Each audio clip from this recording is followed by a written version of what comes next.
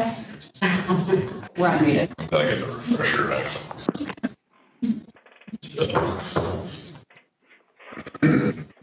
Okay, we're gonna get started. Normally, everybody's familiar with the workshop meeting and the chief clerk COO runs that, but we have a public hearing on various items today, so we're gonna do that before we get to the commissioner's workshop meeting. So we'll call this public hearing to order today, July 22 of 2021, at hour 9 a.m. having arrived. We'll call this to order, and we have a presentation first on the revision to the approved Community Development Block Grant Home Annual Action Plan. Is Chris going to be doing that? Yes. Okay. Yes, Commissioner. Chris, go ahead and present. Thank you. Good morning, Commissioner. Thank you. We were notified by HUD of an increase in our CDBG and home programs for program year 2021. The increase in the home program was from $400,000 to $525,000. For the block grant program, it was an increase of from $1.1 million to a little over $1.3 million. I'll just highlight some of the proposed changes we want to make. For the we want to increase our owner-occupied housing rehab program from $35,000 to $50,000. Increase the amount of money for the county business street view program from $24,000 to $50,000. Fund an acquisition demolition fund in the amount of $74,000 to be coordinated with the county and state funds we have available, and that would be overseen by the county's blight board. The other thing we'd like to do is provide $10,000 to the county planning department to be used to by them to undertake various planning activities with the municipalities in the county. So if there are any questions or comments, I'm available to answer those. I don't have any. Okay, no questions from the commissioners. At this point, audience and citizens have an opportunity to offer comment on the relevant topic. Anyone wish to comment? Not seeing any, so we will consider that item to be ready for action at the appropriate time. And we'll move on to the reallocation emergency solutions grant CARES program funding. And Mary is here from Housing and Redevelopment. And free to proceed. Okay, so in July of 2020, the county received emergency solutions grant that was COVID related, so ESG-CV. And the two subrecipients of that were Community Cares and Domestic Violence Services for Cumberland and Perry County. Domestic Violence Service was going to focus on rapid rehousing, which is a 6-month assistance program. You work with the landlord, you have a tenant going for 6 months and rapidly rehouse them. However, there was a little difficulty finding landlords that were willing to participate, and domestic violence realized that the funds would be better utilized in their shelter. So we have a 24-hour, 365 days a year shelter that provides counseling and services to anyone who arrives. And so they would like to move the funds that they have not been able to spend in rapid rehousing to this emergency shelter line item. So because that would be a move of $20,200 and the grant itself was $79,500, DCD considers it a very substantial change. So they would like us to go through receiving public comments, which has been advertised, and so individuals can have enough time to send me comments or thoughts. And then once we receive public comments, then it would just go for your approval. A letter that simply says we would request these changes. It doesn't guarantee that DCD will provide the changes, but they would like to just see the public be able to have an opportunity to comment. So Mary, we're just shifting money. We're just shifting money, but it's enough money that they like some public input. I have no further questions. Sounds like it will be put to good use Yeah. in the Emergency shelter funding. It definitely, it's what they're very good with their shelter, and quite honestly, they've seen an uptick in need, so that's well spent. Thank you. Just one quick question. You mentioned about the problem identifying landlords to participate. Is that part and parcel of the bigger problem that we're having in regards to housing, or is it? It's a very interesting problem. So we are seeing a number of landlords who, we're doing a lot more landlord engagement right now, but we're seeing a lot of landlords sell their properties. So the new owners coming in are not interested in participating in some of our programs. It's also just, some people are completely getting out of becoming landlords, not renewing leases for individuals. So there's a lot of things happening. We've had a great interest on the regular housing choice voucher program from landlords who see it as a steady stream of income. But particularly with our special needs housing, individuals are not as apt to participate. So we're seeing a decline. Some can be from the pandemic, and I think some are just. Right. Do we poll them at all? Do we survey them at all in regards to? We're going to actually be doing that. So we're going to be doing a landlord session, and we're also starting a landlord mediation program. So that could hopefully help change around a little bit about, because we don't know unless they tell us what their issues are with. So yeah, we'll be starting Tell that us up. if we don't ask. So. Right. So we're doing both. Yes. So that's starting up in the next couple of months. Excellent. Anybody else have any other questions? Okay, we have, I will bring item number 3 then to a close. Appropriate action to be taken later. Item 4 is the Human Services Development Plan. Robin's here with us today. Actually, I'm going to be speaking, as well as Sue Carvall for the ID side and Jack Harrell for the drug and alcohol. I'm not sure if Mary Huff or Annie Huff was going to be talking about the HSDF tab, but I can fill that in. So the Human Service Block Grant, I'm Robin Tolan from the County Mental Health Office. The Human Service Development Block Grant encompasses 5 different categories: mental health, intellectual developmental disabilities, substance abuse disorders, Human Service Development Fund, and the Homeless Assistance Program. So bringing all of those 5 together into one larger plan. And we follow a template that the state requires. So that's why things don't necessarily flow in a narrative way, but there's a lot of different questions and things like that to answer. There's a lot of information. Mental health comprises the largest part of the budget. And so it comprises the largest part of the plan, about 50 pages. So I'm not going to go through all of that, but I'm going to hit on some of the priorities that we have. One of the areas that we are to identify are what our priorities are for the next year. Our first priority is similar to prior years, and that's to maintain and monitor current services and supports, with the caveat of due to potential budget cuts, because one of the things that we've found this past year, unlike previous years, is that we're, again, flat funded on the mental health side. And so because of that, costs continue to increase.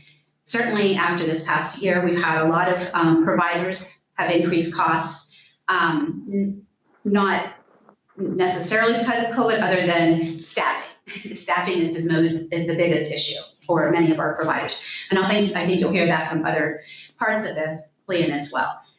Being able to get and maintain staff that have the appropriate experience and the our willingness to work with the population. That's a huge issue.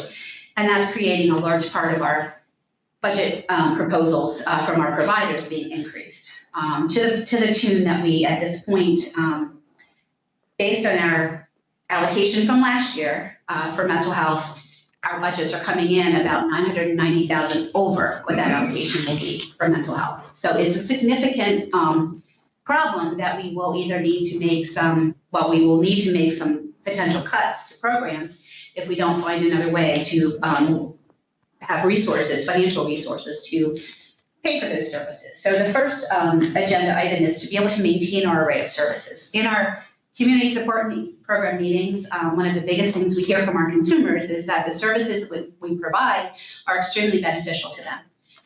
It helps them maintain in the community, it helps them maintain their jobs, maintain their social relationships, all of those types of things. So if we're looking to have to cut any portions of that, that's a significant impact on our consumer population. What that oftentimes does is then increase things in other areas, such as crisis intervention contacts, hospitalizations, things like that. So we've done our best over the last number of years to try and maintain the services we're providing with the flat funding that we've received. Since about, I think it was 10 years ago when we had a major decrease in our funding, we've tried to maintain all of the services we could. And that's what our major goal is this year, is to be able to continue to do that as much as possible. We do obviously take time to, on a regular basis, review all the budgets and the utilization and all of that to make sure that there's not funds we can't shift from one place to another. We do that on a very regular basis. Our second priority then, again, from the increased number of crisis intervention contacts that we're getting, we've also had an increase in the number of times that law enforcement is involved. So our second priority is to implement a co-responder program. That co-responder would be a crisis worker who would accompany police on calls that are specific to behavioral health needs, not necessarily mental health. It could be any type of human service need that the person might have, but the person may be frequently calling the police for various things. And so the co-responder would assist in then getting that person connected to appropriate services and then monitor that for a period of time. For this program, we have partnered with the Partnership for Better Health, and they are awarding us a grant to implement that program for the first year and then with a re-implementation for the second year. So we're really excited about that. We're going to partner also with the Holy Spirit Crisis Intervention program to be able to have the staff person from their agency in participating with the police. We've also identified the Carlisle Borough as the place we'll start the pilot. We reviewed 911 data, and that showed us that the majority of calls throughout the counties were coming from the Carlisle Borough that involved some type of behavioral health need. So we felt that was the best place to start such a program. So that is looking to be implemented. I think that Crisis is currently looking to hire by August and get that person trained and hopefully start the program by September of this year. The third initiative is continuing our suicide prevention initiative, which we call PULSE, Preventing Unnecessary Loss Through Suicide Education. And we have worked with many of our consumers and other folks in the community who are interested in this initiative. We have a task force, and they work on various awareness events and getting some literature out in the community, working with the coroner's office to get data and look at where the needs are there. There's a survivors of suicide support group. There's also a parent loss support group. So there's some really good initiatives that program is providing as well. So that's something obviously we want to see continue. We had a spike in suicides a couple of years ago, and they had started to go down. Our concern is that with this past year, we've seen an uptick of both crisis intervention and suicides. So we want to be able to impact that as greatly as possible. Our fourth priority is implementing the elementary student assistance program in an additional elementary school in each county. I forgot to say that in the beginning. I apologize. This serves both Cumberland and Perry counties. So ESAP, Elementary Student Assistance, is something that we implemented last year in all of the elementary schools. You may remember that we have our CASP, Child Adolescent Service System program, in all of the elementary schools throughout Cumberland and Perry counties. CASP has been very beneficial at connecting families and children with services at an early age, at that elementary school age, for over 20 years now. The state has a program called Student Assistance, and it has always supposed to be for K to 12, kindergarten to 12th grade, but the elementary schools had never really implemented it until about a couple years ago. And since in our counties, CASP provides that similar type of service, we felt it was a really good fit to be able to use our CASP staff to do the elementary student assistance. So last year, one of our priorities was to begin that, and they did. They received all our training and had implemented it in a number of school districts throughout Cumberland and Perry counties. This year, 2 more school districts have noted interest in doing that. So another priority would be to expand that to those other districts in the hopes that we'll get to all of the districts at some point to be able to do elementary student assistance. And then our 5th priority is to continue to support the county human service agencies to become trauma-informed in the counties. So there's a number of trauma-informed initiatives that we have been working on. We have several staff specifically one from the Early Intervention Program who's been trained to present trauma-informed trainings, and she's been doing an excellent job doing that throughout the counties for not only county staff, but also for community providers and community agencies to be able to increase the knowledge that folks have about the impact that trauma has on an individual and how that impacts their behavior and their experiences moving forward. So that is a continued initiative, and the hopes, obviously, that if we can have a better handle on that, then there may not be so much need for crisis intervention and additional, more highly expensive programs or services like hospitalization and things like that. So those are the main 5 priorities on the mental health side. Okay, we'll let Sue talk about IDD quick, or not quick, but. No, okay, Hang out in there. good. Okay. So, our directives from the plan for IDD was to focus more in depth on the areas of the IDD plan that will help us achieve the goal of an everyday life for all individuals. So that has been our priority for a number of years. We, over in IDD, believe that individuals should be able to get all their services and supports in the community as much as they can. We try really hard not to have to send them to other counties for services. Sometimes we just can't manage that. But we try really hard for them to stay in their own communities. And we like them to have a lot of choice, a lot of say, so to speak, over what their services are and how those services are going to be delivered. And that offers them a lot of growth and development, and it helps them with learning to be more independent. So like MH and drug and alcohol, our IDD services are for both Cumberland and Perry counties. We have about 975 folks registered with us. The split between the counties is pretty much 80% Cumberland County, 20% Perry County. So some of the strengths of our program, as you know, we have really been looking at competitive employment for our folks. And as such, we decided to do Project Search back in 2017. And to this date, we have had 22 individuals go through Project Search. It is about a 9-month program, as you know. It is to help them learn job skills. And again, I would just like to take this opportunity to thank you for being our business partner and offering those internships. They really help our folks. And I think it can be seen by the number of folks who finish the program who have been able to get a competitive job in the community. So out of 22, 16 have gotten competitive jobs. So that's like a 73% success rate. Now, some of that we had a higher success rate until COVID hit, but the class that got hit by COVID had to go home, and some of them chose to do more supported employment. We had some of that class able to get jobs, but a number of those folks had to continue to do supported employment because we never got the program finished. But anyway, so this past year we had 4 individuals in the program. 3 of them were able to get jobs when they finished. So we are ready to go with 5 in September. So it's still a very strong program, still doing very well for us and for the folks. Overall, as we look at all of our individuals, we have 167 individuals who are competitively employed, and that's a really good number.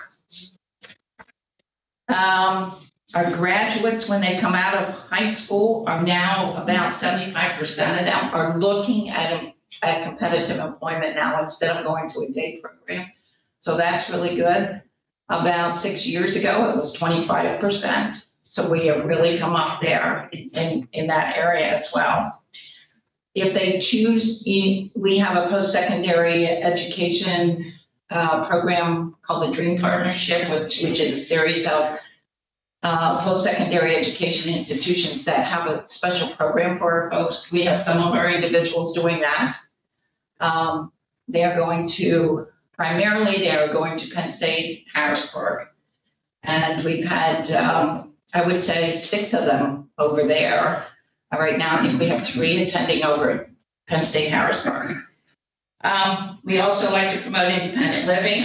We have a Pathways program that we began in 2014.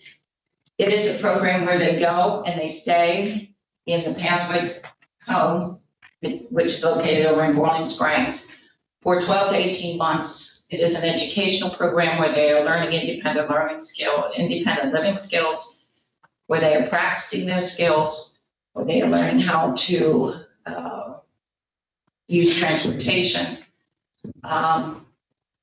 And when they graduate, we help them find an apartment in the community where they want to be, whether it be Mechanicsburg over in Perry County.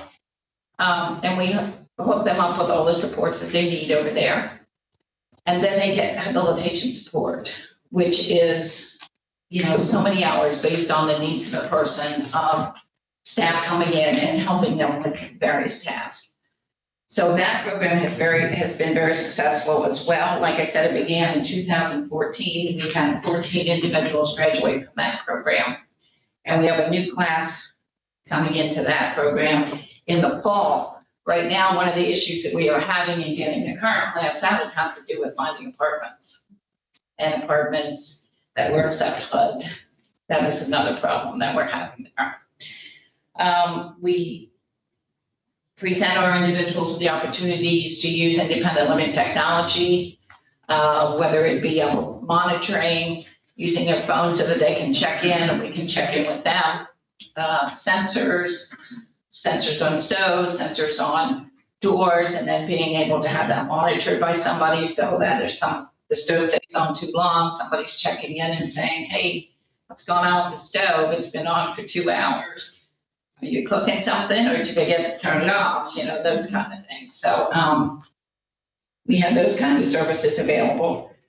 I think we do a really good job with our cross-systems collaboration, with mental health, with children and youth, excuse me, with aging, with the school districts. Our kiddos that are very complex have been coming to the forefront a lot lately, and we've had numerous issues trying to find appropriate services, appropriate places for them to go. So it's been very difficult, and having all these connections with our other human service agencies has been a big help with all that. We still have our parent group intact. They started meeting in 2005. They're still going strong. Gary shaking his head. They've been to visit him a few times. Dennis started those meetings. Dennis started those meetings, didn't he? Dennis started them, yes. Yeah. We used Zoom over this past year. We did a few over Zoom. They are folks who like to go to talk to the legislators, and they have been to ODP, which is our oversight agency, a number of times, exploring the why that Cumberland County does not receive their fair share of consolidated waivers. It's WHY. Yes. Yeah. Yes. They still got their work cut out. Yes, they do. So we have not cracked that nut yet, but they're not leaving out. So I'm sure they'll be back at it this fall. They're pretty persistent. We have an independent living specialist that works with individuals who want to live in the community. If they do not go to Pathways Academy, and they still want to live in the community, we have another source for them to be able to learn skills, work with the family through the independent living specialist. Oh, let me see what else. We have a nursing unit that helps with all our health-related issues. Some of the needs that we have, I'll just go to that, is the staffing crisis. As Robert mentioned, it is a crisis for us as well. We have providers. We have one provider that told me they have a 47% staff vacancy. And that's a big problem. They cannot open their services up to other folks when they are down-staffed. They cannot seem to be competitive with wages. A couple of the group homes have had to close. The group home where there was only one person and moved that person to another opening that they had so that they could actually close this house down for the time being, so that they can move the staff as well. So it hasn't been good for them. And they are really struggling, and we are struggling because we need providers. So our referrals that we make are stuck, basically, because they cannot take on anybody new without more staff. So that is a problem. Residential needs for those individuals with complex cases and challenging behaviors is a need, as well as providers to serve folks with autism. So that's the state of IBD. That's what you'll see in the plan. And thank you very much. Morning, Commissioners. Next, I think you know our department, the Cumberland Drug and Alcohol Commission, is responsible for managing public funding for substance use disorder prevention, intervention, and treatment services for our two-county area. It's probably no surprise to you that our top priority for the new 2021-22 fiscal year will continue to be addressing the ongoing opioid health crisis. We learned last week the latest estimate from the Federal Centers for Disease Control is that there were over 93,000 overdose deaths nationwide in 2020. That was a 29% increase over 2019, and it translates into 255 Americans every day dying of a drug overdose. In Cumberland County, we saw a similar trend. During 2020, there were 68 overdose fatalities. That was a 47% increase over 2019. It wasn't our highest ever level, but it did represent that we had lost much of the progress that we had made in across time in 2018 and 2019 in reducing overdose deaths locally. Most overdose deaths, both locally and nationally, continue to be related to the opioid drug fentanyl. And I think I'll state what has been stated many times before. The same social mitigation, social isolation measures that were necessary to protect ourselves from the COVID-19 pandemic were really contraindicated for our folks, people that we serve, people that are struggling with substance use disorders. Social isolation is the enemy of a healthy, full recovery process. Across time, we've learned a lot of things about this ongoing opioid crisis. We've learned that it requires a complex, multifaceted strategy. The key elements of those are reducing the oversupply of prescription opioids, increasing access to naloxone, the overdose reversal medication, increasing access to all forms of substance use disorder treatment, especially for medication-assisted treatment, continuing strong community and school education and prevention and early intervention efforts, and continuing strong drug enforcement efforts. Our agency is concerned with the first four of those. We're not involved in drug enforcement. We certainly support our partners in drug enforcement, but that's not part of our mission. For the new fiscal year, we're going to especially focus on expanding access to treatment, expanding access to naloxone and the use of naloxone, and expanding our education, prevention, and early intervention efforts. Regarding increased treatment, one of the things I should mention that the funding that we will receive for the new fiscal year will be about the same as last year. The state budget was passed and it's flat funding for drug and alcohol. We do anticipate that there will be a continuation of increased federal funding. We don't know yet what that federal funding will be for our two-county area, That's because the federal funding runs on a different cycle. It runs on a October through September cycle. So we should soon find that out, but we don't anticipate any decreases. We're hopeful that maybe we would see some increases. One of the things that we've been able to do with the additional federal funding is greatly expand access to the 3 different forms of medication-assisted treatment: methadone, Suboxone or buprenorphine, and naltrexone or Vivitrol. And we will continue that. In Cumberland County, we were able to implement a Vivitrol program at the prison way back in 2017 with a grant from the Department of Corrections. In 2019, we were able to extend and expand that program with a grant from BCCD. That grant was a 2-year grant that was scheduled to run out at the end of June. Because of a variety of factors, including the effect of the COVID pandemic on prison population, much of the funds from that grant remained unspent. We were successful in getting the persuading PCCD to grant a 1-year no-cost extension of that grant. So we're not getting any additional money, but we don't need additional money.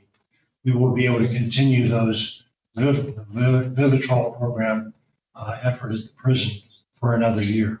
And that does include referring folks to treatment in the community and providing them with recovery support from the RAISE project.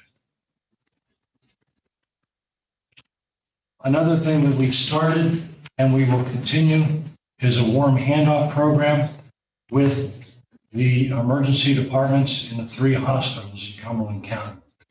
We contract with JFT, Just for Today, Recovery and Veteran Support Services in Lemoyne.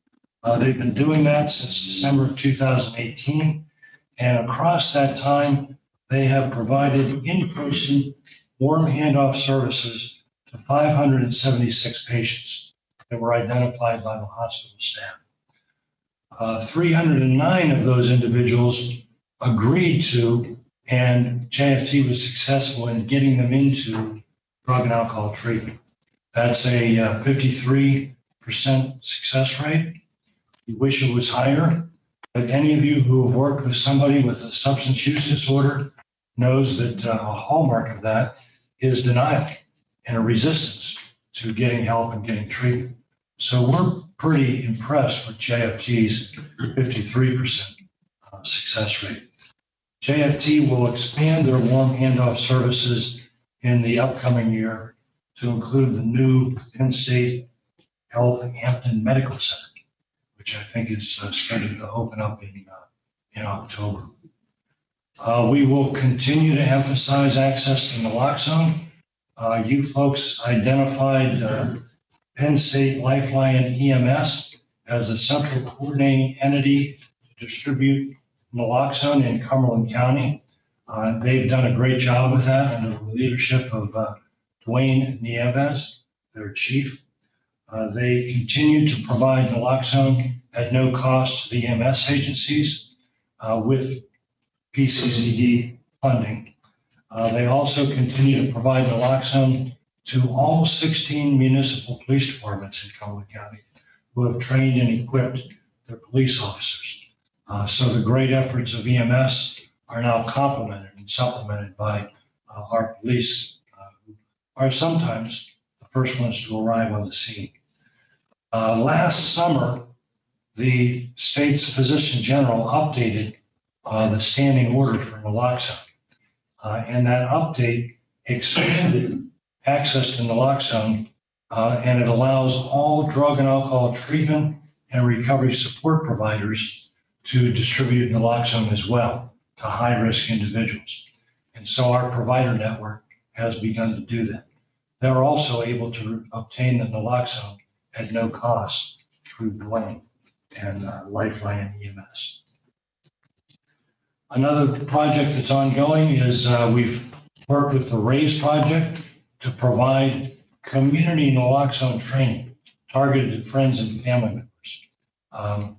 The longstanding recommendation from the Surgeon General is that if you have someone in your family that's struggling with an opioid use disorder, you should have naloxone on hand in your medicine cabinet. Just like if you had a family member with dangerous allergies, you'd want to have an EpiPen nearby.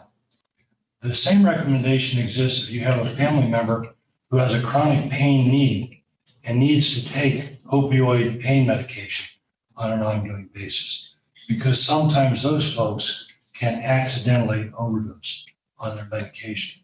So RAISE has been providing these workshops since the fall of 2018. They continued to do them through the pandemic, offering them virtually, and they've just opened up again. The last one that they offered last week was in person. And so we're happy that they're able to do that in person again. They've offered a total of 22 workshops, and 356 people have gone to those workshops, received some information about addiction as a brain disease, signs of an opioid overdose, and how to administer naloxone. They've also walked away with 2 doses of naloxone at no cost. Other priorities that we have for the new fiscal year, we want to continue and expand our school-based prevention and intervention efforts. As Robin mentioned, we now have elementary student assistants. We're delighted with that. But that expands the need for student assistance services. We also anticipate that after a very chaotic year for schools, where they were forced to do a lot of instruction virtually, that there will be an upsurge in the need and the demand for social services in general. Because teachers were not seeing students in the classroom every day, there were missed opportunities to identify kids that were struggling with mental health issues, with substance use disorder issues, or kids who were maybe victims of child abuse and neglect. We rely a lot on our partners in the schools to help identify those at-risk youth across the board. We're delighted that at this point, keep our fingers crossed, knock on wood, schools will be reopening in person, and we'll have the advantage of those partners helping to identify those kids again. We want to, another priority is that our state agency has challenged our network of treatment providers to align their treatment services with American Society of Addiction Medicine standards. And there's some stretching that providers need to do with that, and we want to provide some assistance to them in making that happen in this next year. We also have an ongoing challenge of recruiting and retaining qualified staff across our field. And so that's an issue that we continue to work on. And then finally, we want to strengthen our local network of recovery support services, especially around what are referred to as the social determinants of health. Treatment is very important, but once somebody's in early stage recovery, they often have to work on a lot of other issues, because sometimes people lose a lot to their addiction. So they need to address food for their family, housing, security. They need to find a family-sustaining job. They need to deal with the challenges of transportation and childcare. And so we're looking for ways through our programming and through our joint 5-county health choices behavioral health program to be able to support that. Thank you. So I'm not sure, I'm guessing Annie Hop isn't on. I do not see. Okay, so the other 2 categoricals for the Human Service Block Grant include the Homeless Assistance Program and the Human Service Development Fund. From the narrative on the Homeless Assistance Program, the only real change is the new emergency shelter that the Community Cares program is going to be opening in Shippensburg this year. So that will be able to allow for up to 7 families, up to 40 people per night at when they get it completely open, to be able to provide some basic needs and then help those families to get housed. So the other services that the homeless assistance program provides remain the similar, and there weren't any changes noted in the plan. And then the Human Service Development Fund itself, similarly, the services that they have been providing, the funding has been going toward, I should say, because it doesn't pay for the entire service, but a portion of, such as tour services, transportation, personal care, care management, protective services, and then the information and referral programs. And then it also provides funding for the Cumberland Cares for Families program that is through the Aging and Community Services program. So those are the 5 categoricals. I know it's a lot of information. There's about 80 pages to read, so you can have some good nighttime reading if anyone's interested. The plan was sent out 2 weeks ago prior to the hearing to allow for the public to review and provide any comments. I'm not sure if there's anyone who's, I know that there were several folks that told Andy and I that they were going to be logging on, so I'm not sure if they are or not. But there are, okay. I'll let you. Okay, questions, comments? I have some comments. This will be now the 3rd time that I've heard this presentation. And there are so many commonalities in the 3 presentations, and they are very disturbing commonalities. Flat funding. I've heard you say it now 3 times. And the last 2 times I heard you say it, you talked about Robin. We will get to the point where we will have to cut services. And here we are, where the people of Cumberland County, the function of county government is to provide these human services.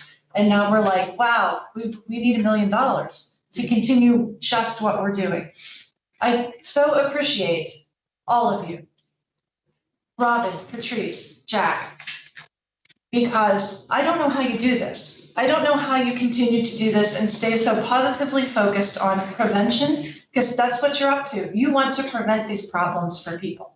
You want to get to children before they have trauma, create adulthood problems for them. I respect the 3 of you tremendously. I respect the work that our human services people do in Cumberland County. And I am so disappointed that we have a legislature that I know is sitting on serious money, that we could have $1 million in Cumberland County to fix this. And I'm not sure how we move it, how we get it done. I know that this group met with one of our delegates to the legislature, so I'm hoping that something will move on that. But in the meantime, not having $1 million, you said $990,000. That's a lot of money, and you need it. And Patrice, I know that when I first met you, I talked about. Oh, I'm sorry. Oh my goodness, I am so sorry. Snap me around later. Seriously, I'm sorry. Thank you, Robin. But when we first met, we talked about a person that I know in Mechanicsburg who says, Jean Fauci, what are you going to do to keep me in my house? Yes. Okay. And so I know that those things are so important. So thank you. I appreciate the work you do.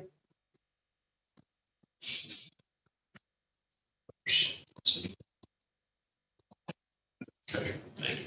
All right, just add my thanks for the thoroughness. There's certainly was a good educational opportunity for any members of the public who tuned in. And Robin in particular, I really appreciate your use of explanation of the acronyms. It's always good to have that refresher. I did notice we're starting to have some overlapping acronyms because ESAP came up, and I automatically looked at Bob Shively because we have emergency service that. So we may need a revision of the VOA, the acronyms. We're just running out of letters in the alphabet. Yes. But that was a very good presentation. Question for Jack: naloxone supply. Are we hearing anything regarding problems with naloxone supply? Because there were some articles in the media months ago about whether that was an issue because of disruption in supply chains with COVID, et cetera. No, I'm not aware of any that our providers have been able to. Initially, there was, as Dwayne was and EMS was undergoing the transition to Geisinger at Penn State, he was preoccupied, and so some of our providers were having trouble making a connection. But That's long been resolved. The latest transition. And so the supply is fine. There's also, the state has also actually supplemented these county coordinators, and they also have a process in place where anyone can request that they have naloxone melted through, there's been a couple agencies designated to supply that statewide. So we're in pretty good shape right now. Good. Excellent. I just wanted to share one thing that, and I thought of it because it was a recurrence this week, but I have my Pulse hat, that nice little hat, and I like hats, you know, t-shirts. So, but anyhow, so I've noticed a couple of times I've been out wearing it, and people have asked me, like, what's that? And it's amazing how many people will share a story of someone they know or someone they know of who has either committed suicide or wrestled with a relative or hearing someone thinking of it. So that needs out there. And it's amazing to me how often people bring that up, you know, just from seeing a hat. Mhm. So that tells you something about the size of the problem. So when they do that, you can direct them to the Pulse Facebook page. Oh, okay, that's So good. they can get connected to the Pulse group and Yes. they can get some more support. Okay, That would be well, awesome. the one lady said, well, I'm going to Google that. That's great. So I assume that she probably found it, but you know, That's great. Thank you. I'll keep that in mind for future references. So, and a project search sounds like that's bouncing back. That's great considering the amount of disruption we had this past year. So, I had some other questions. I appreciate the thoroughness because other matters have kept me from really reviewing the plan in the detail. You guys gave a lot of great details. So, I'll just echo some of the comments that Commissioner Kashi made. Flat funding in a time of crisis of this nature. We've gotten used to the whole flat funding thing, but this is a unique time. And it's just in my words, it is a profound failure to understand and acknowledge the true cost of COVID. And more importantly, it's a testament to the ability of politicians and even some advocacy groups to divert attention from real crises with a multitude of phony crises. So we always have to be on the lookout for the real story, the real numbers. And that's the challenge we face. So your report's very helpful with that. Appreciate that. That's all I had. No one else has anything. We'll draw that. There are public comments. Oh, I'm sorry. Yes, you're correct. There So are, we do have public comment, yes, and we'll go to that now. We have two. there are two people asking to speak. The Okay. first is Craig Cordell. Okay, Mr. Cordell, the floor is yours. Okay, can you hear me? Barely, but we'll work on our end here. If you could speak up, that would help. Yeah, I'll try to talk a little louder. Is that better? That helps, yes. Okay, good morning. I just want to emphasize some of what you and Commissioner Fauci have already said, and Robin. I'm the executive director at New Visions Incorporated. We provide residential and support services for persons with serious mental illness, and I came to emphasize the first goal that Robin mentioned in the annual plan. The plan has a graph that shows that funding for mental health services in Pennsylvania has dropped or is flat for the last 13 years. And as you know, costs do not remain flat over that same period of time. So costs for health insurance, unemployment insurance, workers' compensation, property and liability insurance, utilities, gasoline, food, you name it, has continued to go up year after year. And as a result, my staff end up spending a lot of time figuring out how to make everything work with the money we're given. They spend time searching for food on sale or going to the Benton Dent store. They spend time helping our folks find used clothing and free hygiene products. And all that time is time that's not spent giving the individualized care to the folks we serve. As an agency, we have to delay replacing aging appliances, mattresses, furniture, agency vans, other equipment. We delay doing capital improvements like replacing roofs, carpeting, having buildings painted inside, outside, doing preventative maintenance on our mechanical systems. And putting those things off ultimately costs more money in the long run, which has ended up coming from loans against the buildings that we own. And as you know, that's not sustainable. The pay we offer is impacted too by this funding. Our direct care workers can make more money working at Sheetz or at a warehouse. I would argue that what they do is more important. They meet people at their most vulnerable point and help them rebuild their lives. And often, honestly, my staff saves people's lives. For a long time, we talked about doing more with less. My fear is as we've done more with less, the state has concluded that we really don't need more money because we're making it work. And I wanted to come here just to tell you that we are just getting by. We've cut all the costs we can. We have reduced staffing over the years. We're working with one person in the evening and overnight in our residential programs where previously we've had two. We're at the point really that there just aren't more savings to be found without additional funding.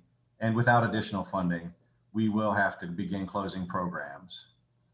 And I would say that the results of that will ultimately not be cost savings. It will result in our folks getting sicker and needing more expensive care in other settings, or honestly, they will end up in jail, and that's not cheaper than the service we provide.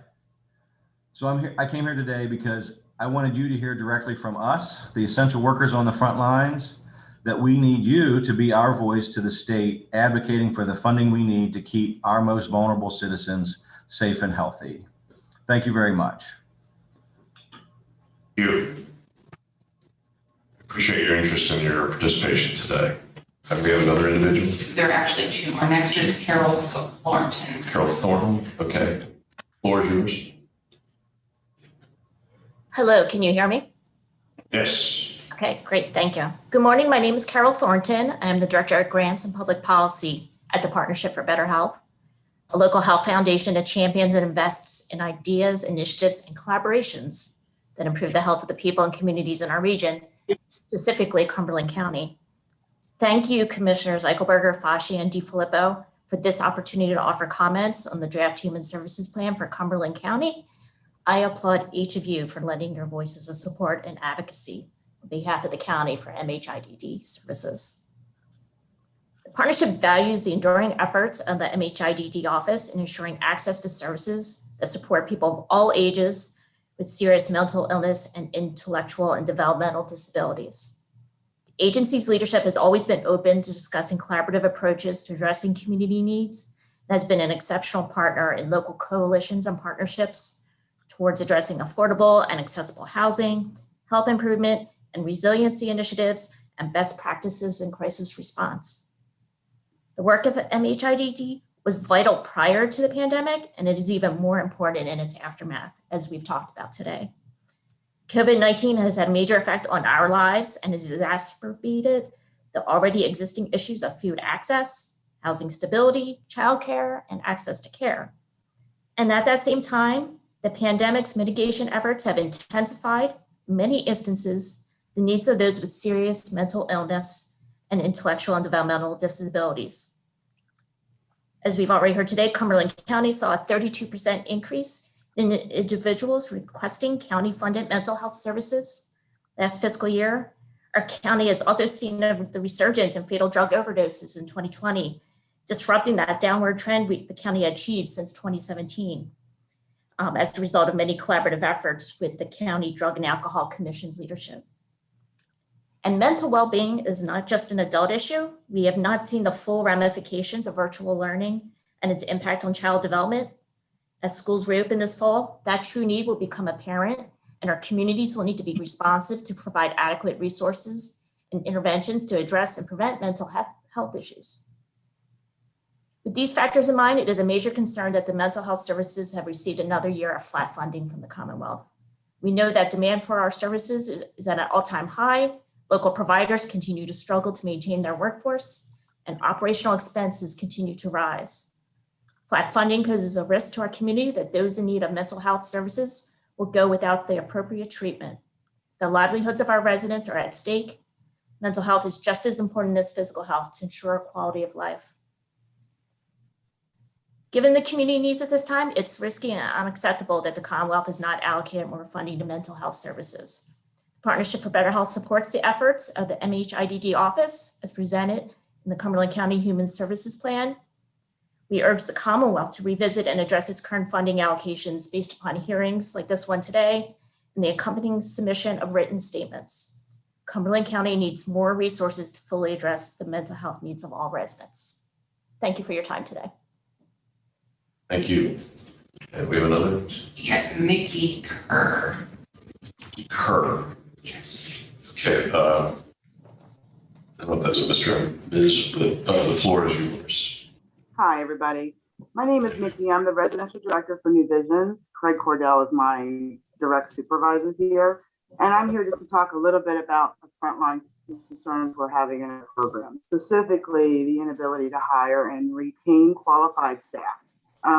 We recently had somewhat of a pay increase from $10 an hour to about $14 an hour for most of our employees. That's for full time. So someone who has a family of their own is trying to maintain and support their family on $14 an hour. And like Craig said, most of our folks can go to Sheets and make $19 an hour. And our guys are medicating, monitoring goals, forcing and enforcing activities of daily living, going into the community, helping them with supports in that area. And so we are really maintaining our programs on minimal staff. Right now, I have openings in every one of my residential programs. We are supporting about 130 individuals in just New Vision, and every one of my programs have open shifts, which is leading to overtime, which again impacts the budget that we are trying to maintain with a flat funding. We also have extensive wait lists. The other concern we're having is the inability to open new programs that we do need and to maintain the programs that we have. The extended wait list is not only impacting New Visions, but it impacts the community hospitalization programs, the homeless shelters, the prisons in which we get our referrals from. The movement within New Visions is stagnated because we don't have the ability to move our individuals into a more qualified environment. So we're maintaining them in programs that just really are not where their needs are. So that turns around and stops the movement in the community hospitalization. The prisons are getting backed up with individuals who have mental health folks there that do not need that service, but we don't have any place in the community to support them. And so it's really important for us to get our voice out there and let everybody know that the flat funding is really impacting not only the prisons, but the residential programs that deal with mental health, the community hospitalizations, the state hospitals, etc. Thank you so much for your time. You appreciate your participation. Robin has something. Yes, one more thing. Yeah. I'm sorry. So thank you very much for the public testimony. I would remind those folks that gave public testimony to submit that testimony in writing so that it can be included in the plan. It is due to me by July 30th. You can email it to mhidd@ccpa.net. I believe that went out in the announcement, but just to remind folks, and there are 3 more opportunities to provide testimony at 3 additional public hearings, one on Monday the 26th at 7 p.m. at the Blaine Firehouse in Perry County, and then on Thursday, July 29th at 12 noon via Zoom, and then on Thursday, the 29th at 6:30 via Zoom. So we have some additional opportunities for folks both in the daytime and the evening to provide additional testimony if anyone is interested in doing so. Thank you. Good thought. July 30th is the deadline. July 30th for written testimony, yes, to be completed. That email address again, just so we can. mhidd@ccpa.net. Okay, mhidd@ccpa.net. Mm-hmm. And anybody who didn't catch that, you can go just to our website, ccpa.net, look on the mental health page, and it'll give you the information on how to contact them. So that's July 30th deadline. Thank you. Okay, is that it for the public comment? I believe so. No one else present who wants to offer anything. Okay. All right, that will then bring to close the that portion of the hearing in regards to the human services plan. So we can, at this point then, if there's nothing else, we will adjourn the meeting of the, do I need a motion for that, Keith? Or like how you just declared it up? Okay, hearing is adjourned. So thank you all for participation and your keen interest and your patience. That was a lot of time, but it was time well spent. So, okay. With that, we will move on to the Commissioners Workshop meeting, and that is in the hands of our trusted COO. Okay, good morning, everyone. Good morning, Commissioners, and welcome to our July 22nd, 2021 Commissioners Workshop meeting. If you would please stand and join me in the Pledge of Allegiance. I pledge allegiance to the flag of the United States of America and to the republic for which it stands, one nation, under God, indivisible, with liberty and justice for all. That always sounds very nice with a large crowd. Thank you very much. I call this meeting to order at 10 a.m. and at this time I open up the floor to public comment. There are a few members of the public online, but nobody is raising their hand. Okay, so if you have public comment, we'll give you just a moment to use the raise your hand feature in Zoom.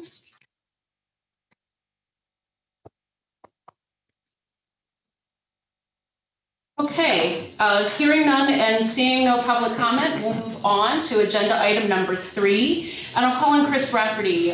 Chris, do you have any additional comments about the revision to the approved annual action plans?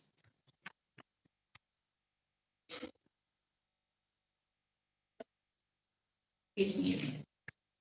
You're muted, Chris. Yes, thank you. No, I had no additional comments. Thank you.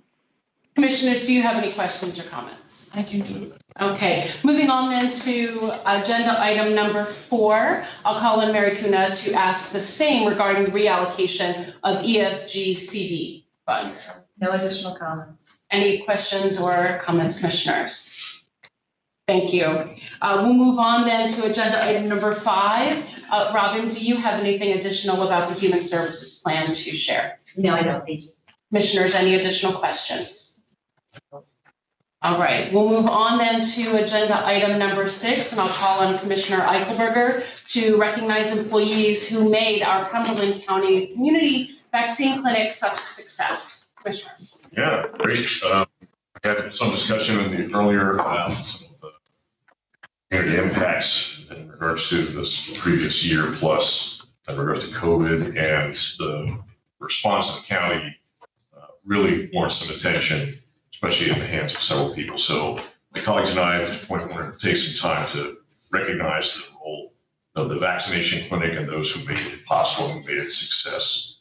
For those who may not know, that our mass vaccination clinic opened in March and ultimately administered more than 57,000 doses of COVID-19 vaccine. Obviously, impact on the community. Those of us, all 3 of us, were out there at varying times and saw the enthusiasm and relief, frankly, on the faces of a lot of individuals, many of whom were elderly and had not been out of their homes in many months. So we did some good stuff in that period of time, and we owe you a lot of thanks for that. So we had an opportunity earlier to recognize some of the groups of volunteers that were part of that. Today, we're going to focus on county employees who played an essential role. We had 4 departments in particular we really want to focus in on and what their role was. I'm just going to read down through the list here a little bit. John's shop, the facilities management department, assisted with the planning and logistics, the setup, the tear down, the cleaning of the clinic. And that was an absolutely vital role, just the nuts and bolts of getting it together, making sure things were where they needed to be, when they needed to be.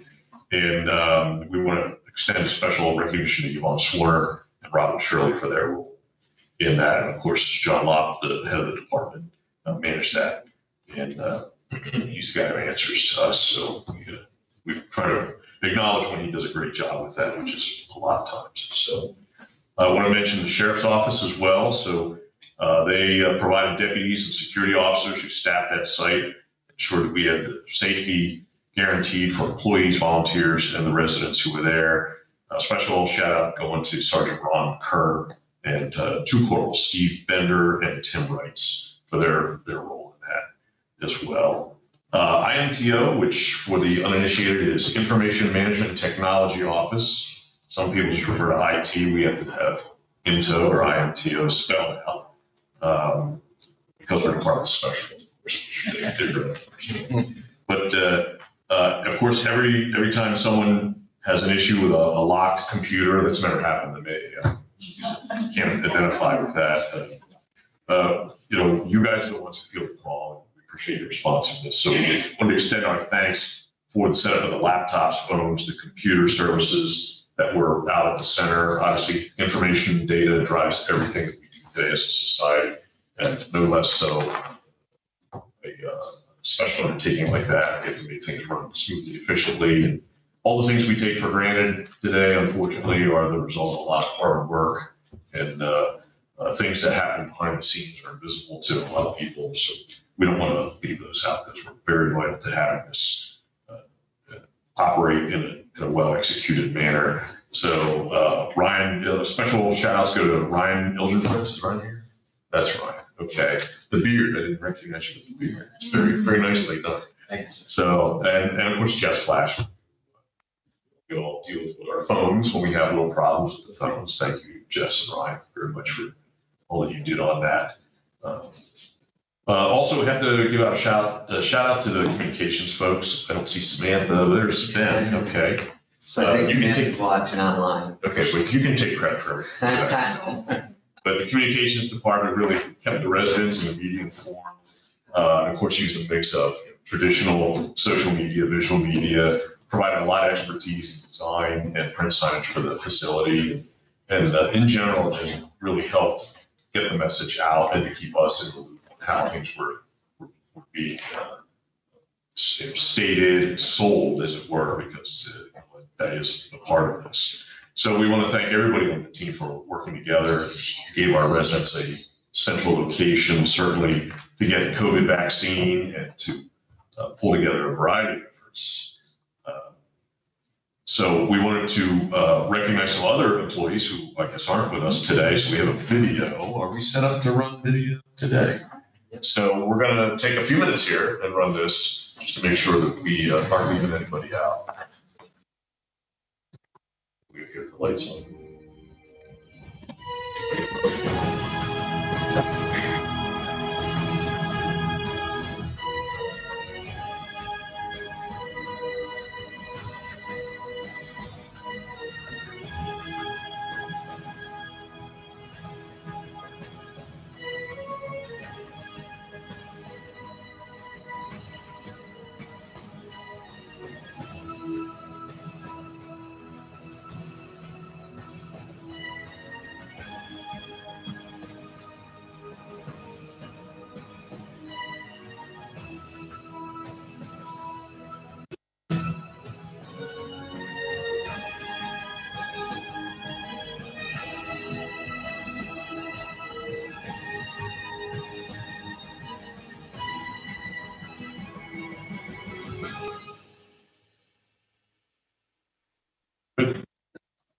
That's quite a list. I think that's very noteworthy in itself. There's a lot of people that a major hand in this to make it work. And we owe all our thanks. There's a little special something we do want to do in regards to the Department of Public Safety because of their role. And they spearheaded the project of getting shots in arms and played a much bigger role than even just that over the past year plus of COVID, played an essential role. The department, of course, is led by our own Bob Shively back there. Bob, still just amazed every time I see you in a suit. You know, I know it's a special day when we get Bob in a suit. And Bob worked at the clinic and behind the scenes to ensure that the 3-month project ran seamlessly. The entire public safety staff, just in addition to all that they already carry, which is a significant responsibility. They opened the EOC February 29th of last year, tracked the virus, worked with the local communities, state and federal organizations. That's a handful in itself. And they, just as importantly, kept us, the board of commissioners, updated every day on the pandemic's effect on the counties and allowed us, frankly, to be a good conduit of information to the citizens that we interacted with on a regular basis. And keeping the public informed and connected is just an essential piece of getting us all through this. So we really wanted to extend special recognition to the public safety department, but especially Justin Shawless, whose beard I'm still very impressed with. I must say. And now I get to say it without the mask. So right. So, but Justin played a really essential role with the success of the vaccine clinic. At any time there was the media paid attention there. Justin was usually quoted. He saw his picture in the paper with the mask, of course. So now we get to see him. So but he played a huge role in that. So we're going to ask Justin to come up here and join us here.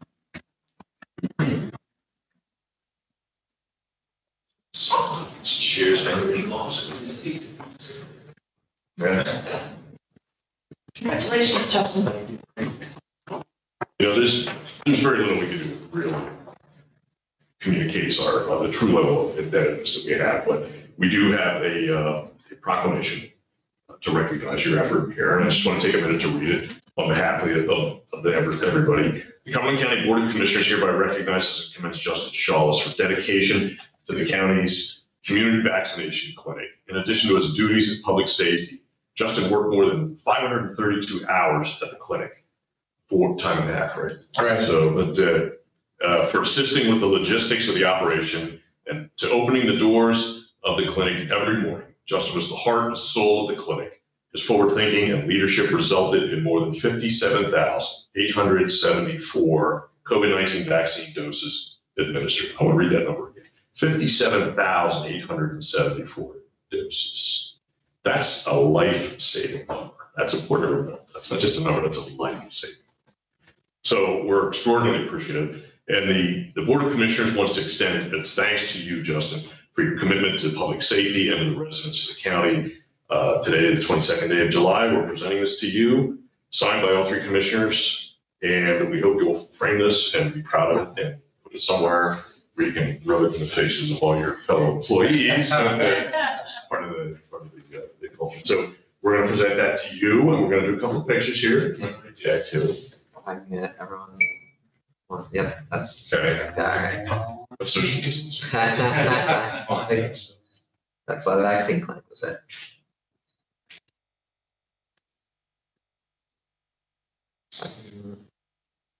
All right, we're good. Thank you. Great. Thank you very much. Thank you. I appreciate it. Absolutely. Anybody else want to add some comments? I was there for both of my shots. Each time it was just flawless. The experience was in and out. Justin was there making jokes as I left. But about you? About me. Oh. But recently we were advised of some statistics statewide, and Cumberland County of 67 counties ranked 10th in the number of vaccinations or percentage of vaccinations for our growing population. I think that is a new part of the design, and that's impressive. So Justin and everyone part of this, I just want to say thank you for top notch. Thank you. Appreciate it. Justin, I really appreciate that you gave up so much of your life to do this. I mean, you gave up family time, you gave up weekends. I'm very grateful. Thank you. You're welcome. Absolutely. Bob, I'm sure you got a couple of I was going to say, if I could, just a couple minutes. Certainly all my whole department, when you talk about other duties as assigned, it was a pretty big ask. And it was like, just no doubt about it, we needed to do it. And everybody really stepped up. A lot of extra hours. Claudia with the phone bank, getting that all programmed along with IMTO, calling them and asking for computers. And you really don't know what you're getting into until it really gets started. So, I mean, just to work it all out.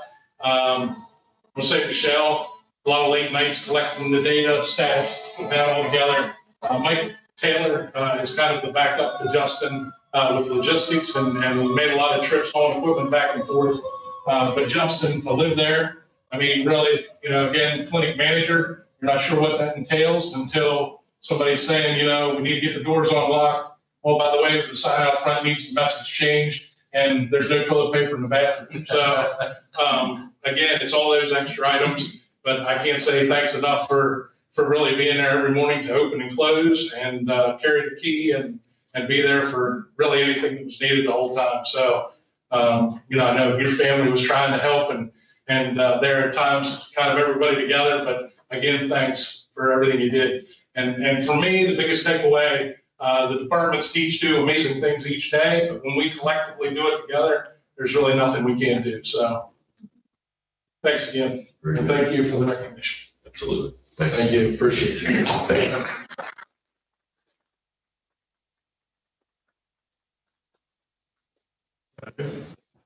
Very good. Thank you, gentlemen. Thank you, I guys. guess we'll, Very good. yeah, we're gonna just go real quick, recess. Thank you, folks. Which, yeah, I need to pick something up off the printer, so bear with us for just a bit. Sir?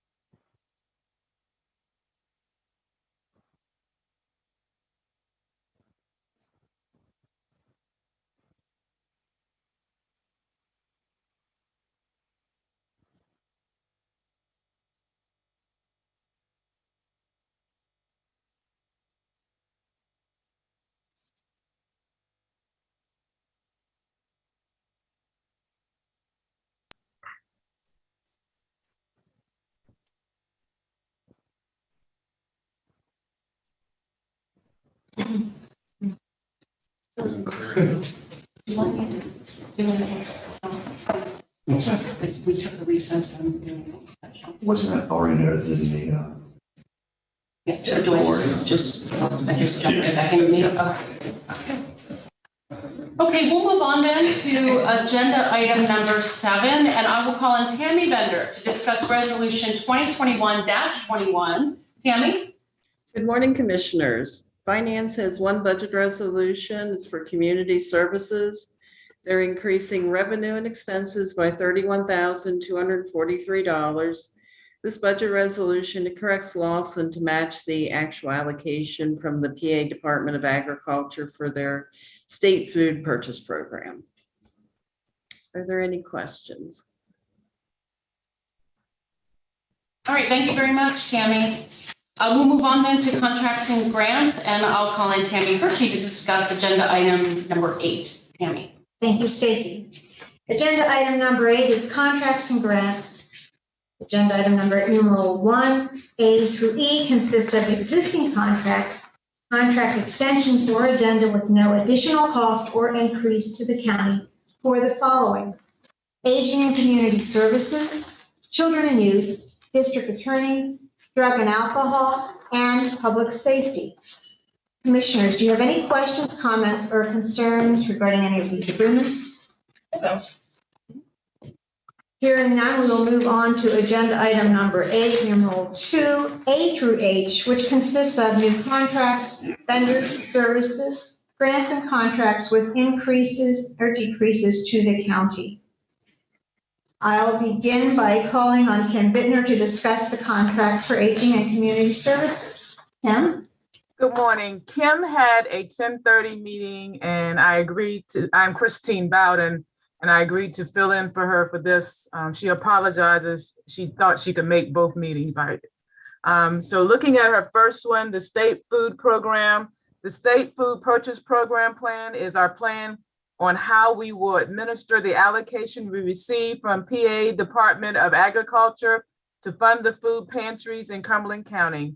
There was an increase of about $36,000 for 21-22 fiscal year. The next 3 contracts are Minnow Haven, Salvation Army, and Big Spring Center. Those are 3 of our senior centers. This is our new allocation for the next 2 years, to fund 3 years, to fund them for being the sponsors for those senior centers. Commissioners, do you have any further questions? No. Okay, thank you. Thank you. All right, next I'll call on Jamie River to discuss the contracts for children and youth. Good morning, Commissioners. We have 2 contracts with the Children's Aid Society of Franklin County on. One is for their independent living program services. One is for their out-of-home services.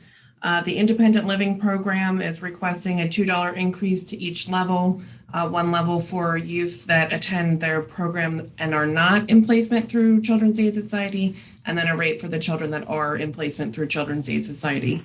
This was a new service in fiscal year 17-18, and they have not had any increases to this their rates since that time. The other Children's Aid Society contract is for their out-of-home services. They are requesting increases ranging from 1.44% to 2% in all of their programs, which include residential, shelter, and foster care. They are citing ongoing enhancements to the residential and shelter facility and the increase in hiring and retaining quality staff as some of the reasons they need their increases. The next contract I have is for Appalachian Youth Services. They provide community-based residential services as well as on-site day treatment schooling. They are requesting a 4.9% increase to their residential program, raising it from $183.94 a day to $192.95 a day. They have not increased this program's rate since its inception in fiscal year 15-16 and are citing technology enhancements, general cost of living, and enhancements to facilities to combat COVID and an increase in employee benefits as some of the reasonings for their increases. The next contract is the Families United Network. They provide multiple levels of foster care and kinship care for us. We use them to do emergency caregivers. They also have community-based residential programs as well. And we just recently started using them for in-home drug testing services for our clients. They are requesting increases to all of their programs, ranging from 2.5% to 6.14%. They are adding a new level of care. Their in-home drug testing services does have a rather large increase of 30.37%. This is due to the fact that they had to train staff for this. They also had to change the way they were drug testing with that program because of COVID, which increased cost in that area as well.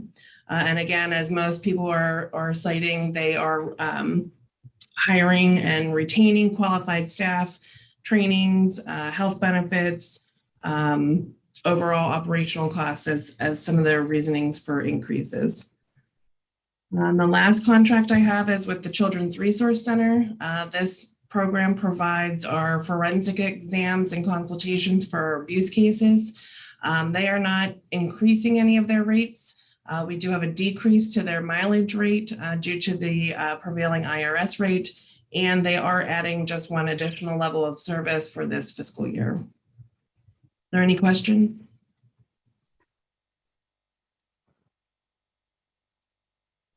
Yeah, Jamie, it's Stacy. We have 2 items that are listed for discussion. Can you just clarify for us? I believe those are both MOUs. Were there MOUs with these same vendors last year? Yes, and I apologize. I do believe that we do them on, I'm not sure if they were last year or if they were a longer period of time. I will have to double check on that to be sure. And I apologize. I have them on my list to talk about. Gadenzia is just an MOU for just our drug and alcohol referrals and a supportive agreement between the 2 agencies. The Pennsylvania Counseling Services is a letter of agreement allowing data sharing and for working together. And I will double check and see when the last time was that we had signed these, because I know some of them cover several years. Okay, and really the reason I asked that was whether this was a discussion item or not, and you have now discussed it. So I don't believe we need that information any longer, but thank you. If you want to send that to us just so that we're aware, that would be great. Okay, thank you. Okay. Noted, Keith, you have reviewed this. I did, yes. Okay. Thanks. Any other questions, commissioners? No. Thank you, Jamie. Thank you. All right. I'll now call on Melissa Smith to discuss the contract for CNRC. Melissa? Good morning. The contract I have before you today is for Vital Healthcare Solutions. It is a service to provide behavioral health services to our residents. Our prior contract has withdrawn from the facility and from doing business, so we needed to get a new contract. There is no cost to the nursing home for this. They bill the residents' insurance directly. Any questions? None. Thank you, Melissa. Thank you. Next, I will call on Ryan Simon to discuss the contracts for drug and alcohol. Good morning, commissioners. I'm going to start with the Perry Human Services contract because that's not exactly like the others. That contract is for Vivitrol CRS services at the Perry County Prison. That contract is being paid for by a PCCD grant to the commission on behalf of Perry County to do similar to what we're doing in the Cumberland County Prison. We had initially received a 2-year grant for the Perry County Vivitrol program. That was extended for the current year for 21-22. And so this contract is just a 1-year contract, whereas the previous contract had been a 2-year contract. And so that's why there's the decrease shown. The other 4 contracts are for inpatient services. The Department of Drug and Alcohol Programs, as Jack had mentioned, is changing around how case managers determine what level of care clients need to go to. And so this is the first year where providers are supposed to be in alignment with that. Let's see. Part of the different providers getting into alignment, some of them have seen substantial increases that are related to they need to hire more staff, they need to change their facilities around. So we'll see some of those increases be rather large, and that's what they're for. Starting off, Bowling Green Brandy Wine, their withdrawal management is seeing a 3% increase from last year. That's $9 a day. White Deer Run, they have Allenwood, their withdrawal management. They're asking for an 11% increase. Also at Allenwood, their rehab program, they're asking for a 12% increase. The co-occurring program at Allenwood, they're asking for an 8% increase. Cove Forge, their withdrawal management, rehab, and co-occurring programs. They're asking for 3% increases on all of those. New Perspectives, their withdrawal management program, they're asking for a 9% increase. Also at New Perspectives, their rehab program, they're asking for a 6% increase. New Perspectives co-occurring program, they're asking for a 10% increase. At Lancaster, their withdrawal management, they're asking for a 4% increase. Their rehab program, they're asking for an 8% increase. The same with their co-occurring program. Their Lehigh location for withdrawal management, they're asking for a 13% increase. Lehigh's rehab program, they're asking for a 14% increase. And their co-occurring program, they're asking for a 9% increase. Finally, the York Zion location, they have made substantial changes there. They changed it into just a male-only program. It had been female. So their increase there, they're asking for a 10% increase on withdrawal management, 10% for rehab, and 8% for co-occurring. Moving on to Pyramid. Pyramid at their Duncansville location, they're asking for 3% increases on withdrawal management, rehab, and co-occurring.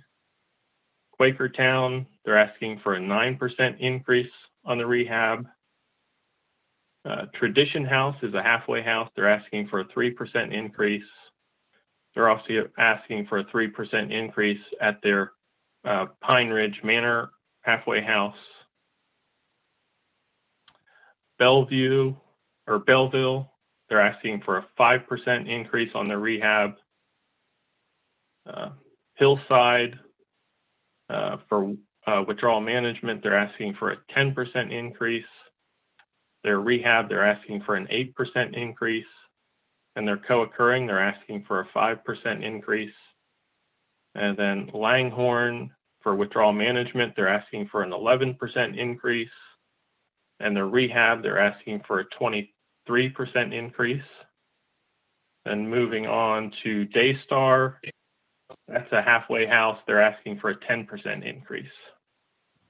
One thing I would note, with MA expansion, the commission has been paying for fewer days for people. Most people who we had been paying for are switching over to MA faster. Additionally, as Jack had noted, we have received some additional SOAR funding from the federal government, and that has helped us with being able to continue to fund people and not running out of funding. And as always, we use state and federal funds exclusively to pay for treatment. Any questions? Okay, thank you, Ron. I'll now call on Beth Tornak to discuss the contract for ERP. Beth. Good morning.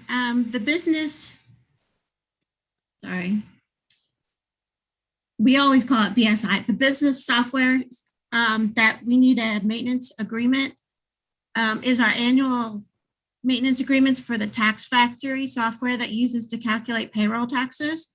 It's an increase of 2.7% since last year for a total of $181.43 more. The entire contract amount is for $6,805.66. Any questions? Any questions for Beth? Okay, thank you, Beth. Thank you. Next, I'll call on Dana Best to discuss the contract for finance. And I think Tammy's covered. Correct. Good morning, Commissioners. This contract is for Questica for our budget database software. It's an increase of $1,350, and this is to add a second integration to bring our actuals into Questica. We ran into a little problem with the calendar funds work okay, but it's the fiscal funds that the actual integration we need to modify, because the way we bring the actuals in, we look at the period and year that they are in to drop them in the buckets, and the current integration looks at the current day and moves back 18 months. So our fiscals right now are in period 12 of 2021. They're closing out their year. So the date that it's picking up is 12/1 of 2021. So it doesn't want to bring those actuals in. So we have to have them create a second integration to bring the actuals in for the fiscal funds that'll look 7 months into the future. Are there any questions? Oh, and the other comment I wanted to make is we're working on another contract for Questica, just to let you know that it will be coming. We need a little custom work on the budget document. So that contract's in the works with the vendor. Thank you, Tammy. I'll now call on Sue Carlo to discuss the contracts for MHIDD. Okay, I get to do this in person today. So the first contract is for early intervention, and it is an amendment for fiscal year 2021. It is for International Corporate Training and Marketing, LLC. And the increase is for $3,747, and they do language interpretation for us. The next contracts are for intellectual and developmental disabilities. There are two amendments there for fiscal year 2021. The first one is for the Human Achievement Program. It's one of our residential programs. It's an amendment increase of $442. And the second contract is the Advocacy Alliance. It is an increase of $2,830. And they do our nursing unit, our certified investigations, and help us with our incident management. The next contract for early intervention is for the current fiscal year 21-22. It's for UPMC, Pinnacle Hospitals, their infant development program. It's a decrease of $12,522, and it is for therapies such as occupational, physical, and speech therapies. And the last contract is an intellectual and developmental disabilities contract for the current fiscal year. It is an increase of $5,200, and it is our software maintenance support program that our fiscal department uses for billing, tracking, things like that. Commissioners, any questions for Sue? So I have a question. On the occupational, physical, and speech therapies for infants, this decrease, is this because they're not offering these services anymore? No, we usually base their initial contract for a new fiscal year on what they finished with last fiscal year. And because of COVID, they were down. Okay. But there'll probably be an amendment. Thank you. As well. As the year goes on. Thanks. Thank you, Sue. Next, I'll call on Stacy Snyder, filling in for Justin Miller, to discuss the contract for recycling and waste. So the Pennsylvania Department of Environmental Protection agreement includes two documents. The first is the PA DEP Record of Operations report. And to summarize that report, there were 336 customers who dropped off 36,879 pounds of household hazardous waste at the June event. And mostly paint, and the document, which will be signed on Monday, memorializes that information. The second document is the application for reimbursement for the June household hazardous waste event. And to summarize the event, the total cost was $29,327.03. In fees, we took in $10,126.01. Leaving a net cost of $19,201.02. DEP reimburses the lesser of either the net cost or 50% of the total cost, whichever is less, as I said. So 50% of the total cost, which is less, comes to $14,663.51, which is, again, will be on the application for reimbursement. Commissioners, do you have any questions? Stacy, that concludes our contracts. All right, thank you, Tammy. So we'll move on then to agenda item number 9, and I'll call on Elizabeth Grant to discuss next steps regarding the Grayson section of the Cumberland Valley Rail Trail. Elizabeth. Good morning. Good morning. Thank you. I'm presenting on behalf of Stephanie Williams, a discussion and 2 items for your consideration regarding the Grayson Road segment, which is approximately 2 miles of the Cumberland Valley Rail Trail. And to give a little background on the proposal, the Board of Commissioners in 2017 approved submission of this grant directly to PennDOT through their Transportation Alternatives Program to act on behalf of Cumberland Valley Rails to Trails Council to construct this segment of the trail in West Pennsboro Township. The nonprofit organization was ineligible to apply directly to PennDOT, so that the county had acted as the fiscal agent and the project sponsor. There were some delays in the design phase of this project and also the land development phases, but this project, which was awarded in 2018, is back on track.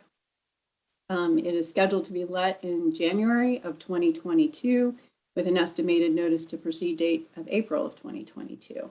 So the 2 items before you for consideration are 1, an authorization to solicit proposals for construction inspection. The advertisement is there for your review. Per PennDOT Pub 740, we would be distributing this advertisement and would need to select 3 qualified firms and then select one of those firms based on their qualifications and response. The next item is the utility clearance form, which requires signature on behalf of the project sponsor. The engineering firm, Wilson Engineering, has determined that there are no impacts to electric or cable utilities in the project area, and this form certifies that. Are there any questions? All right. Thank you very much, Elizabeth. No questions for you. Next, I'll call on Claudia Garner to discuss approval of several donations for the 2021 Cumberland County LEPC Sarah Summit. Claudia? Good morning, everyone. We are asking for your approval to accept sponsorship money from 3 local businesses to help offset the expenses related to the LEPC Sarah Summit held in October. As you know, that event is for area businesses, first responders, and elected officials who will be able to network with their partners while learning how to be better prepared for an emergency. We're very appreciative of these donations. The first one is Classic Dry Cleaners in the amount of $250, Service First Restoration in the amount of $1,000, and the Tucky Companies in the amount of $1,000. Any questions for Claudia? Thank you very much, Claudia. Thanks. Have a good day. Next, I'll call on John Locke to discuss approval of a donation from Destination Carlisle to provide gift certificates for his. Yeah, the Destination Carlisle organization reached out to me via email, and they asked if they could give $10 gift certificates to our department. 3 different roles we played. One was in the pandemic, reaching out to the community and also within the county. The second one was because of the vaccine clinic role and what we did with that, and also event planning. We handle all the events for Cumberland County, and we worked and thought outside the box during the last year and this year to try and hold some events and how to do it and still abide by CDC regulations. So we do work with them quite often for all events in Carlisle that we have. Any questions for John? Thank you. Thank you, John. Next, I'll call on Travis Shank to discuss the authorization request to advertise for food service operations bids at Cumberland County Prison. Travis? Good morning, Commission. The current food service contract at the prison is set to expire on November 1st of this year. I'm here today to ask for authorization to advertise a bid for our food service operation. Any questions for the warden? All right, thank you very much.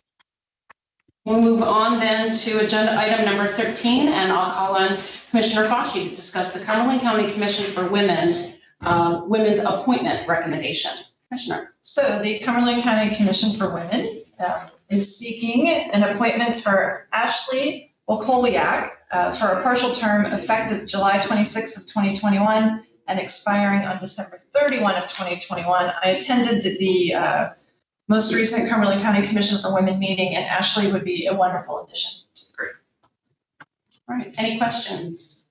All right, thank you, Commissioner Fauci. We'll move on then to Commissioners' liaison reports, and I'll start by calling on Commissioner Eichelberger. Okay, just briefly, let's see, we had the MHID board meeting this past week. I was able to have part of it, and I think a lot of the issues that were covered there were discussed as part of the earlier hearing today. I see Annie and Sue left already, so I can't really check with them, but I'll just mention there was a lot of discussion surrounding the flat funding issue and some ideas on how we can maybe remedy that, but I think we'll have more discussion on that going forward. So I'll leave that to a more detailed version for you. And the just double check. I didn't just mention that they are obviously in recovery mode, and the trainings that were referred to earlier, the crisis intervention training is continuing to grow. The QPR, we're continuing to see a lot of interest and demand on that, so that's moving forward very nicely. On recycling, Stacy already covered the issue in regards to the household hazardous waste that was part of the report. I was attended by Zoom for the authorities meeting. So we had considerable discussion on that. Also, there's going to be a request coming to us for the standard application for new grinder. Justin is getting the contract ready for that, and then we can forward to us in probably in August. So I did also ask Justin when I was going through files earlier this week, I ran across a bunch of articles on the state of recycling and the changes that we've seen in the last few years, particularly China as a taker of recycling materials now receding from the scene. And I asked him to provide I know he gets journal articles and things. I said, we haven't had a real update just on the state of the markets for a while. So anything that he runs across, I asked him to forward to us, and I'll share those because he has access to really good resources. And it's important to understand that these markets ebb and flow, and this issue really remains in a state of turmoil. What do we do with all these materials that we've convinced people now to participate in recycling? Now we have to have a way of dealing with all the materials that we've asked people to provide when they're doing it. So hopefully some information forthcoming on that. He did say the markets are starting to improve. He's seen some articles giving updates, so we'll be sending that to us. So, and also they received 600 responses back on the waste management plan revision survey. That's mostly from household hazardous waste participants who does that outreach with. We're going to look to expand that. I encouraged him to send out a news release encouraging more public input on the plan itself. So hopefully we're going to get more than, we have 600 responses, but it's a sort of a narrow segment of the market. It's just those who are participating in household hazardous waste. We want to broaden that out a little bit. So hopefully we'll see some results on that in the not too distant future. That's everything I have. Thank you, Commissioner. Commissioner Fauci. I would remind everyone to use the library. There is also the potential of some federal money coming for libraries across the nation, including Pennsylvania. And yesterday I wrote to Senator Casey's office asking for his support of that bill. It would be very important to update our libraries, modernize them, and of course, improve services. The LEPC, they are having their Sarah Summit, and I will tell you, I'm so glad that we have community partners like Service First Restoration, Classic Dry Cleaners and Laundromats, and the Tucky Companies supporting that summit. It is very, very important and is a piece of emergency management in Cumberland County. And that is all I have. All right, thank you, Commissioner. Commissioner DiFilippo. Thanks, Stacy.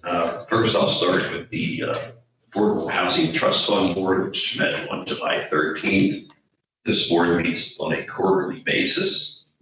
The group was asked to review the first-time homebuyer down payment and closing assistance program guidelines. These have not been reviewed in quite some time. So they will be reviewed, and there will probably be some action taken on revisions at the next meeting, which will be October 12th. Staff has already provided some specific proposed edits to consider. So far this year, that program, there's been 17 settlements, 9 just in the month of June alone. And it's covered a wide range of municipalities, which is good. CapCog met Monday night. The main item at the CapCog meeting was a presentation by Ted Shoemaker, who is part of the Comprehensive Criminal Justice Solutions Group. What these folks do is they offer a program to law enforcement agencies that discusses best practices and lessons learned to help these agencies survive during the experiences which have occurred during recent times. It's a 2-day police executive symposium. It's meant to help the police try to better deal with issues they may not be trained to do in the police academy. CapCog will look into it, and if there is sufficient interest, they will go out and request a proposal. CapCog is having their annual picnic and golf event on September 20th. It will be held at Armitage Golf Course, and the food and entertainment will be at Caddyshack. Housing Redevelopment Authority met on July 16th. Barry Kuhn indicated meeting the other day, did a pretty good update. Just a couple other things to add. We have 5 properties that are being considered for blight designation. There's 4 communities looking to be engaged in the blight removal process. And the Emergency Rental Assistance Program is going to expand into a second round of funding. And there is discussion now between the Borough of Carlisle and CCHRA regarding a potential new mortgage assistance program with the Borough of Carlisle. If something develops, it's an early discussion. It would be managed by the Housing Redevelopment Authority. And last, the Ag Board met on July 14th. An item that came up was a farm owned by Josephine Bream, located on, of all places, Bream Road in Newville. It was discovered back in 1999 that when the folks put their farm in preservation, a survey was done incorrectly. Usually when a survey is not accurate, it's off by a sliver of land. Well, in this case, it was nearly 6 acres. Breams have been very cordial during this process, considering the fact the estate was not theirs. They're having the entire property resurveyed at their expense, just to confirm this error. And if it does come out to be that 6 acres, which likely will be, the county will likely be, will have to reimburse them for the 6 acres that should have been reimbursed when the farm was preserved back in 1999. So more on that next time. The 30,000 acres by 2030 campaign was discussed. There will be a pre-application program held on September 14th in Allen Road. And this is a program to attract new farmland owners to the county program. We also discussed trying to get more townships involved in local programs. It was suggested that the upcoming Pennsylvania supervisor Pennsylvania State Association of Township Officials meeting, which will be in early October, that since the commissioners are usually asked to speak on whatever we want to talk about, this might be a good venue to push local preservation plans. So if there's no objection from my colleagues, I'll certainly talk to that for a few minutes. And some good news, there's an uptick in the number of farmers who are taking advantage of the best management practice program. And as you know, this addresses farm runoff of nitrogen and phosphorus. And we're seeing some increased participation from our farmers, which is a good thing. And that's all I have. Thank you, Commissioner. I would like to report an executive session was held on July 21st, 2021 at 9:30 a.m. regarding personnel. Is there any additional business that needs to come before the board today? I have an additional piece of business, please. Commissioners, as you recall, last year we closed Sheepford Bridge and gave the Friends of Sheepford Road Bridge 3 years to find a new owner for the bridge. And a key factor in the ownership of the bridge is its condition and the cost to repair it, which was estimated by HRG at $1.1 million. As you know, PennDOT recently announced its Transportation Alternatives Set Aside, or TASA program, that provides federal construction funding for a variety of projects. And one of the eligible uses is the restoration of historic transportation infrastructure, which would include Sheepford Bridge. We have been asked if, in conjunction with York County, we would apply to the TASA program for funding for the purpose of preserving this bridge. I do know that the York County Commissioners went ahead and passed a motion this week that, in the motion says that the York County Planning Commission would work with the Cumberland County Planning Department and HRG to determine if the application should be filed and if Cumberland and York County should participate or sponsor in the application. So I would propose a motion of the same today on our end. I know that our planning department is already working on this project, and so this would just be a formality. It certainly isn't necessary, but I think it would be very nice to do, being that the York County Commissioners did it also. Do you see an issue with it? No, not at all. Okay, well, I'll second the motion. I want to be clear what the motion is. The motion mirrors York County's that we will simply engage in discussion in a multi-party discussion with them. It is not a recommendation to apply. It's a recommendation to study whether to apply. It's a motion to have the Cumberland County Planning Department and HRG work with the York County Planning Commission to determine if an application should be filed and if Cumberland and York County should participate or sponsor in the application. Okay, yeah, that sounds great. Second. Okay, we have a motion on the floor and it's seconded, so all in favor indicate by saying aye. Aye. Any opposed? They're not opposed, so forward with that. All right, any additional business to come before the board? Yeah, I guess it's more of a question. He's based on the fact, I know this has been talked about the last year or two, that the emergency declaration regarding COVID is passed. Meetings, public meetings should be held. There should be actually, whoever, I guess it's voting, whatever board it is, there must be a quorum there in person. Is that an accurate statement? And if so, is the county in process of notifying all our boards that this has to happen? Yes and no. I am looking into that. Okay.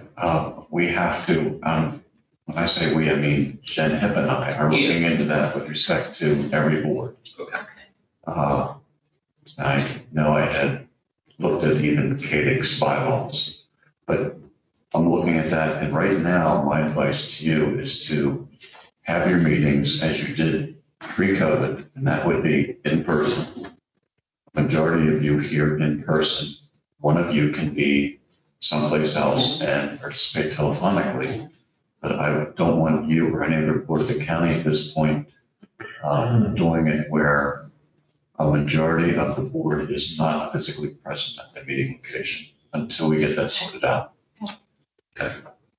Keith, just want to clear it, because my understanding was that even before COVID or anything, that as long as everybody was able to be heard sufficiently, that remote participation was allowable, and there was never a qualification in regards to quorum. I'll explain my concern. The First Class Township Code, the Borough Code, both require that the bodies be physically present for a quorum. Second Class Township Code, there's an exception to that. They redid their code a number of years ago, but as you're aware, they don't have that requirement. And you have two codes that require it, one code that doesn't. I need to go back to the county code and to see what it says.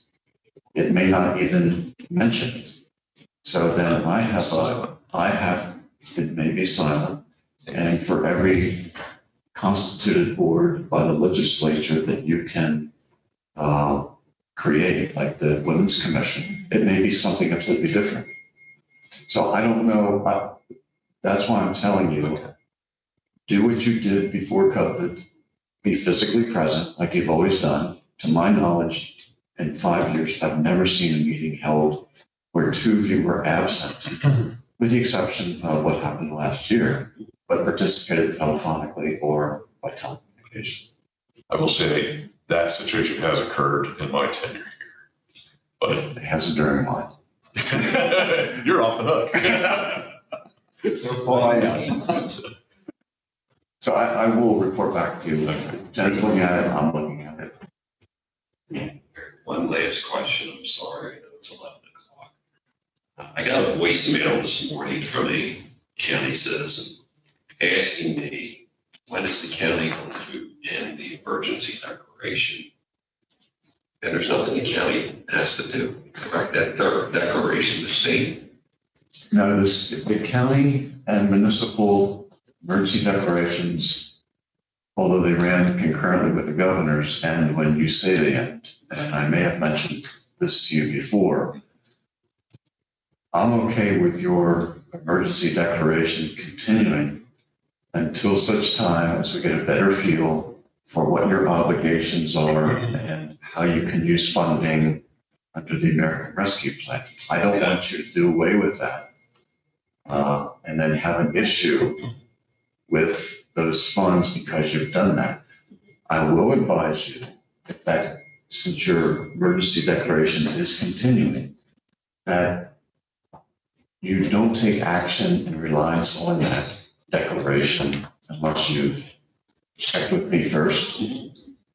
Because I think right now there are very few and probably no circumstances under which you should be exercising specific powers under that declaration. But I want it to continue to exist.